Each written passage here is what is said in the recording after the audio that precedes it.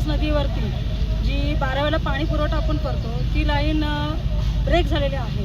त्या break line मी बघितली तेव्हा पातळी कमी होती पाण्याची, पण आत्ता जी पातळी वाढलेली आहे पाण्याची त्याच्यामुळे आपल्याला काम करणं होत नाही शक्य।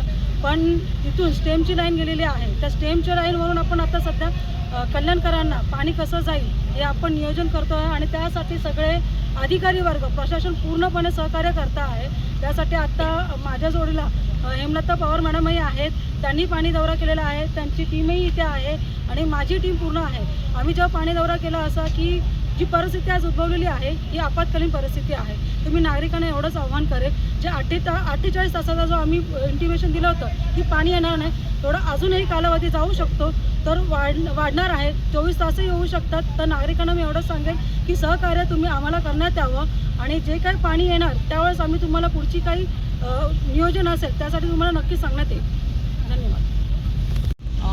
प्रभागात सगळीकडेच पाण्यासाठी लोकांचे फोन येत होते, कालपासून पाणी नाही आहे सगळीकडे, नागरिक खूप त्रस्त झालेत। पण मी एवढंच आवाहन करू इच्छिते की आज आम्ही इथे मॅडमसोबत मी पण आलेली आहे, आपल्या महापौर मॅडम इथे भेट द्यायला आल्या होत्या। या प्लांटवरती जे काम चालू आहे, उल्हास नदीला जो पूर आला आहे त्याच्यामध्ये पाणी पुरवठा करणारी जी पाईपलाईन होती तीच पाण्यामुळे ब्रेक झाल्यामुळे हा पाणी पुरवठा खंडित झालेला होता आणि आपले नगरपालिकेचे सगळे अधिकारी वर्ग इथं आहे आणि खूप चांगल्या प्रमाणात त्यांचं काम सुरू आहे। त्यांची पण तळमळ बघून आम्हालाही बरं वाटलं की ते इतकं नागरिकांसाठी काम करत आहेत। आता नैसर्गिक आपत्ती आहे, त्याला कोणीच काही करू शकत नाही। लाईनच तुटल्यामुळे आता नवीन लाईन टाकण्याचं काम इथं जोरात चालू आहे आणि एखाद्या वेळेस अजून थोडा वेळ लागू शकतो। तर सगळ्या नागरिकांना एवढंच विनंती करेन की त्यांनी थोडं शांतता आणि धैर्य ठेवावं, नक्कीच हे आणि सहकार्य करावं, नक्कीच लवकरात लवकर पाणी पुरवठा सुरळीत होऊ शकतो। तरी पण नागरिकांनी सहकार्य करावं।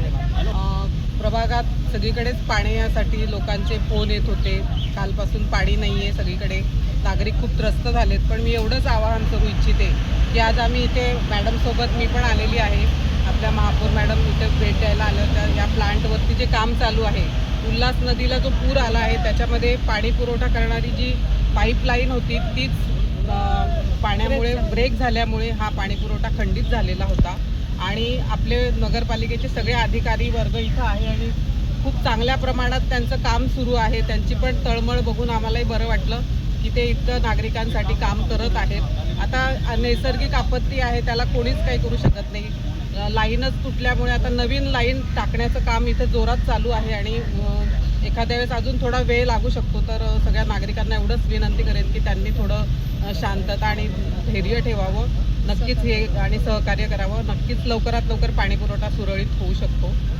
तरी पण नागरिकांनी सहकार्य करावं। धन्यवाद।